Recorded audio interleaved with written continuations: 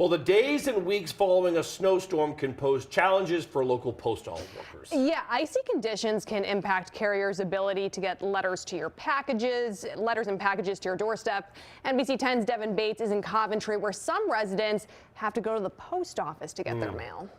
It's been several weeks since the snowstorm, and if you're wondering why you haven't gotten any mail delivered since then, look no further than your walkway or driveway. If it's too icy or snowy and the delivery person feels they can't deliver your mail safely, it ends up back at your local post office, as some people have been finding out. Even spots like this right here, you have to be really careful about how you walk on it because, it gets warm and then it cools down at night. It gets really slippery. Shannon Holtz is a letter carrier with the United States Postal Service, a job that comes with its fair share of occupational hazards this time of year, whether she's behind the wheel. My truck got stuck.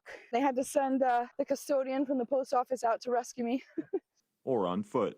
I was just putting mail in a mailbox and I stepped back and happened to hit a patch of ice and I went down.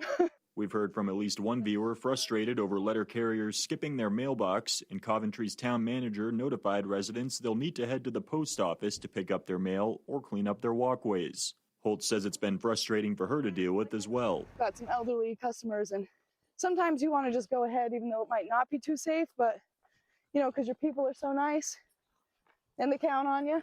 She sometimes leaves notes reminding people to shovel, but if that's something you're unable to do because of a disability or other issue, the USPS says you can call them and arrange for a family member or neighbor to come pick it up at the post office. Just make sure that there is a path to your mailbox and salt. Salt would be great.